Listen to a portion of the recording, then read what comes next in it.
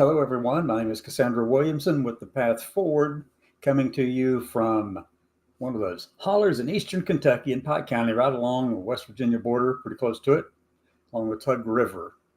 Hey, listen to me. There's been some stuff going on that I just want to make very clear. In the past, I've actually said this many, many times, and I've done about 42 of these shows just this year alone. Okay, and I've said it from the very beginning. If you do something stupid out there, do something illegal, I'm going to call you out about it. Okay, so I don't want to see us or people like us or anything like that or anyone in the community out here in the LGBT community actually doing something that breaks the law or anything like that that's violent or otherwise. It doesn't have to be violent. Don't break the law, especially if you're going to go and announce yourself to 168 legislators in the capital of Florida, okay? And you're going to let them know so that they have police waiting on you, and you're going to bring them. You're inviting trouble. You know it. You're doing it. But why is it such a big deal, though? Okay, so I just want to be very clear about this. This is the person I'm talking about. I said I would call them out, and I'm going to call them out. Let me put this person up here. I know that this is a very young trans person, a trans woman. I think she's maybe 20 years old, something like that. This is Marcy Rentgen. And Marcy actually is the one who said, she sent paper letters to the legislators in the state house of Florida, in a state we all know is already opposed to anything to do with sexual identities and gender identities, and let them know she was going to go there to break the law. And I'm surprised. Well, let me just put it this way. Unsurprisingly, guess what the result was when she walked into that bathroom that was blocked by two police officers, two Capitol police officers there? Well, she went in for about 30 seconds, washed her hand, 30 to 60 seconds, something like that, washed her hands, and then they arrested her. I don't think she actually said in the letter, the very last thing she said in the letter says, I don't think you're going to arrest me.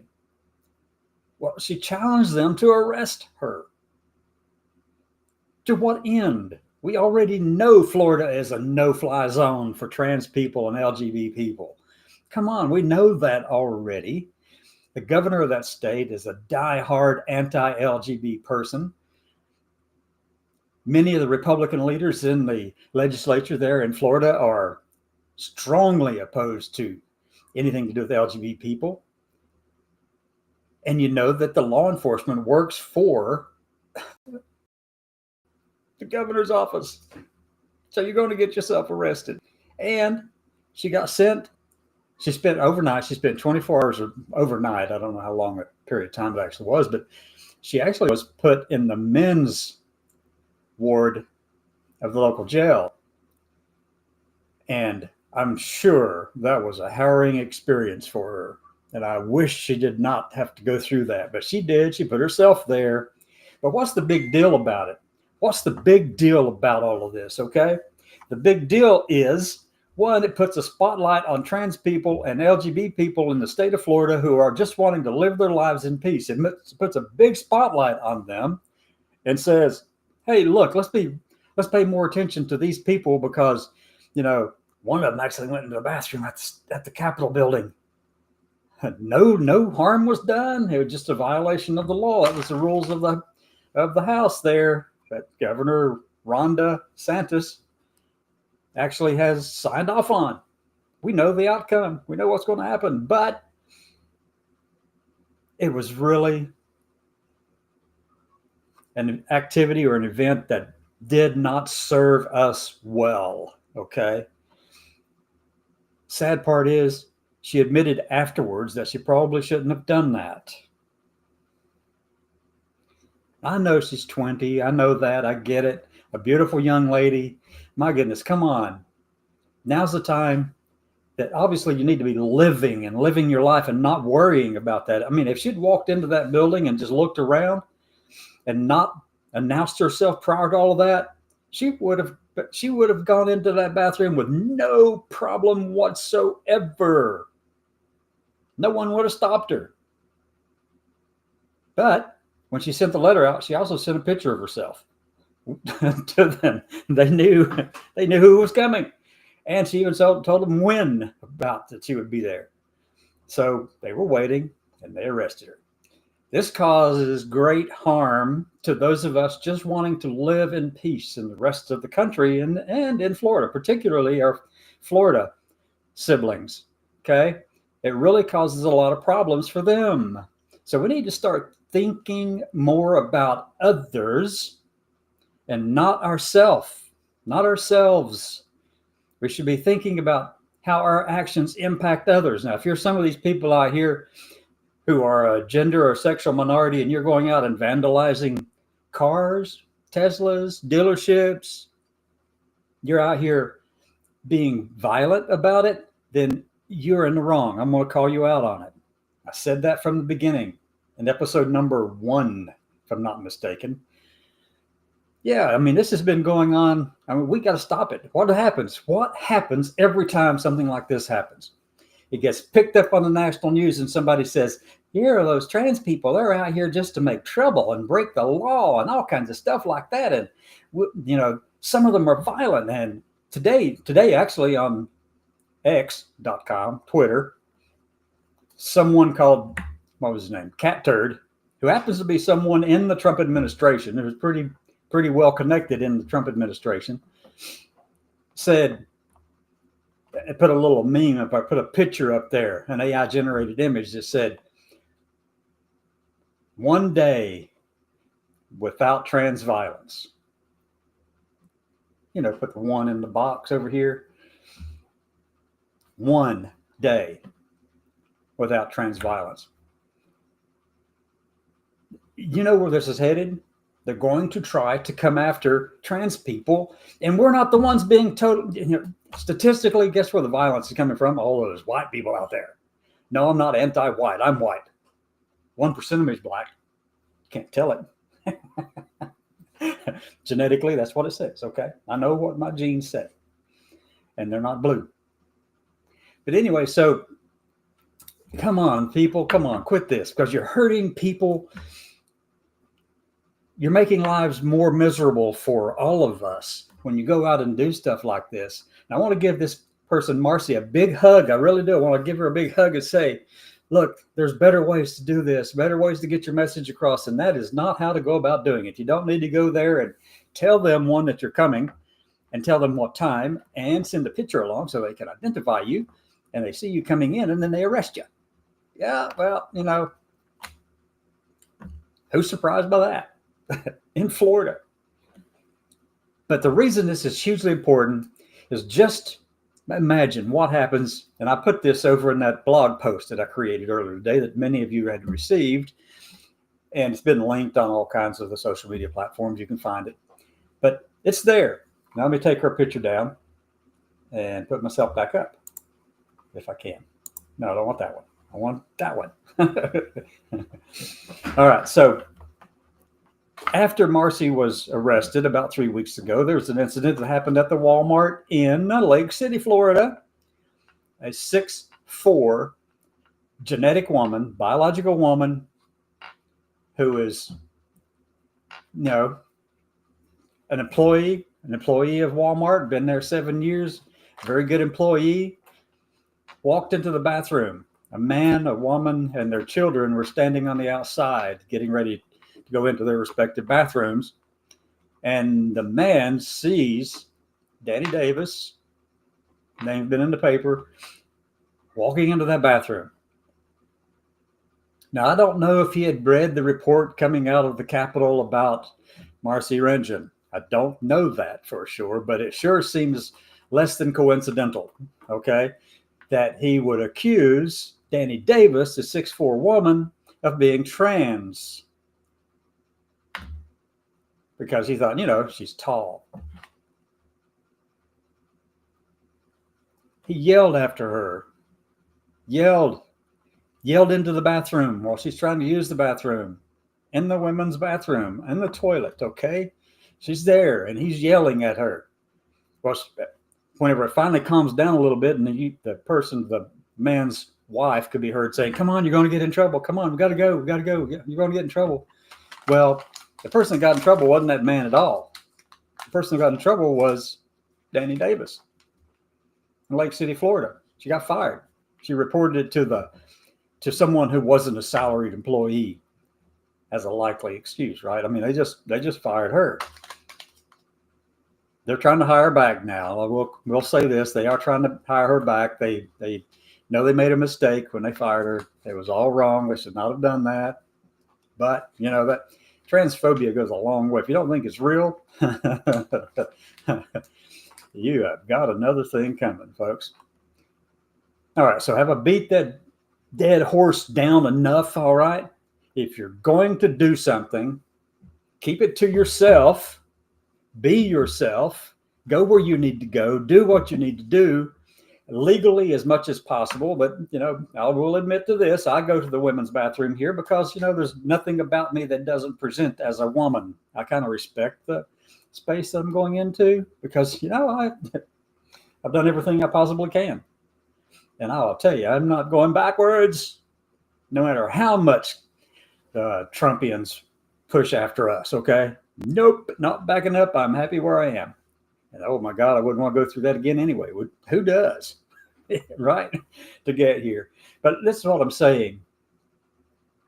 When you see a trans person who gets arrested for doing something stupid, who let them know that they were going to do it and did it anyway and got caught, I want to know about it. Tell me.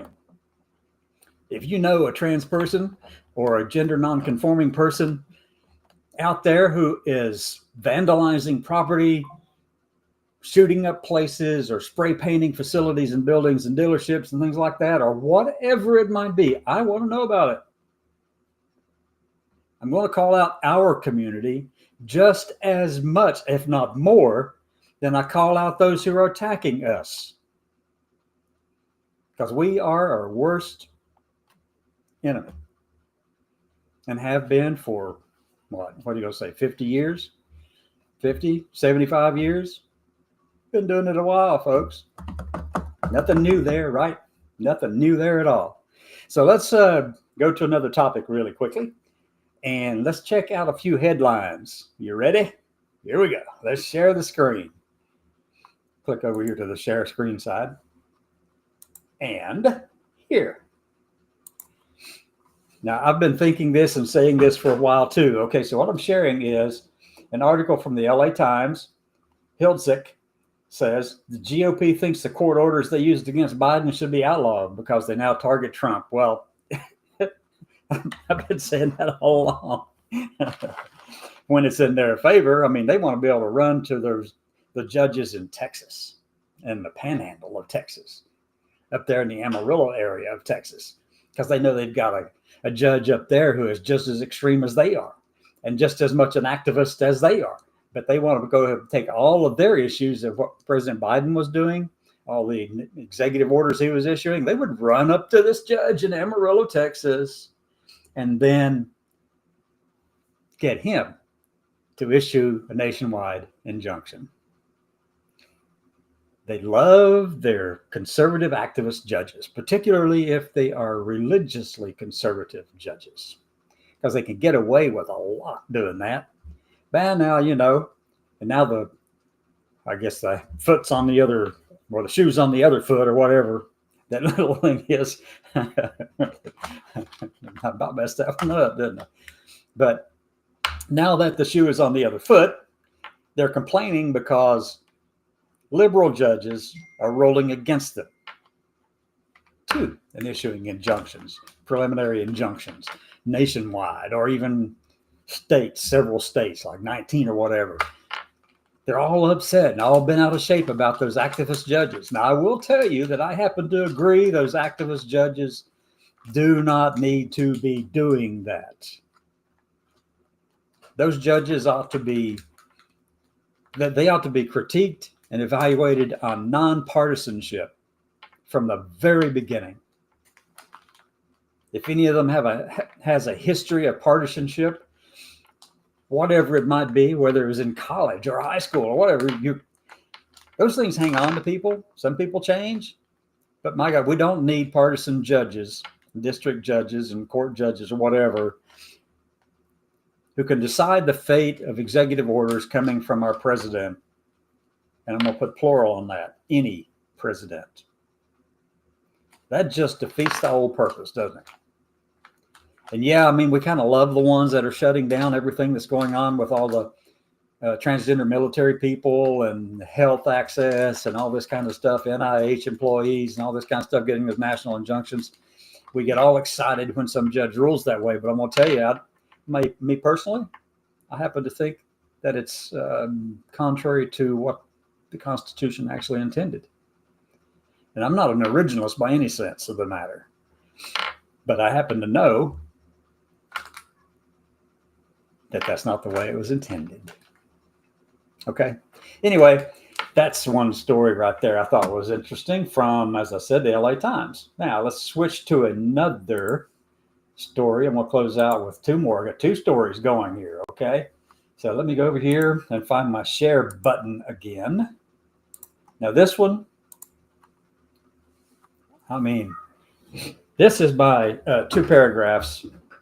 They got it from somebody else, I think. But anyway, Congresswoman laughs at Republican colleague for quoting a Nazi at a hearing.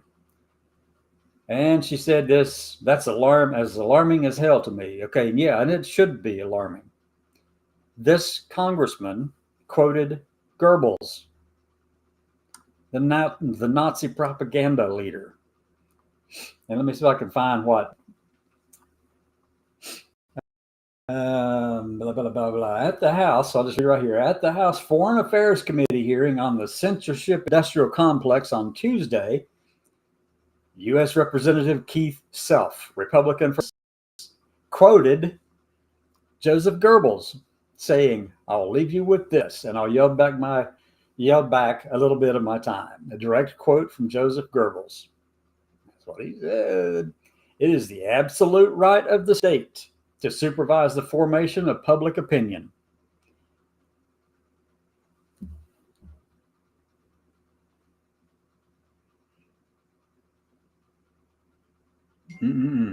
Jeez. I don't think I need to say much more about that. That is disgusting and horrendous. And yeah, they'll complain about being called Nazis and fascists and all of this. And I mean, really? Come on, right there. Let's go to the next one. Jeez, that just. Next and final story I'm sharing tonight. And this doesn't surprise me, but it is another huge problem with this administration and RFK being in there as head of HHS. Whew. Lordy, lordy, lordy. He lays off the vaccine expert panel, okay, that advises NIH, HHS on vaccine usage and hesitancy and all of that kind of stuff and the importance of it or the efficacy of it. Yeah, really. My goodness, you talk about anti-intellectualism. This is more than that, folks. This will have serious, dire consequences for a generation to come. So what's the path forward? That's closing out here tonight because I've just rambled on and on. The path forward, stand up and fight in the right way. Don't put a bullseye on all of us because of your selfishness, because you want to be in the spotlight. Remember, there are other people in this country and they're just trying to live their lives and fit in and be normal American citizens like everyone else. But when you do something violent or something stupid, or you break the law deliberately with intent and planning it out and letting them know ahead of time, that not only jeopardizes you and your safety and your security and peace of mind, it harms the rest of us too. It legitimizes others' attacks on our lives' livelihoods. So, with that, I'll see you tomorrow evening at 6. Have a great evening, everyone. You got to stop sharing and go over here to where my screen's at, and I'm not going to do that. Okay. So, oh yeah, let me see. Let me go ahead and do some comments while we're here too. Danny. Exactly, we need to be led by the right standard. I'll go down here to this. In Maine, we had Laurel Libby asked, what did the Nazis do that was so wrong? Oh, God. Danny, oh, my goodness, buddy. My friend, I am so glad that you are a strong, resilient, dedicated veteran and American. And I would play up that if you're seeking to run in the State House in Maine up there, stuff like that needs to get played up loudly. Yep. Okay. Don't forget the ripple effect. And Danny, thanks. You too. You have a great evening, everyone. And with that,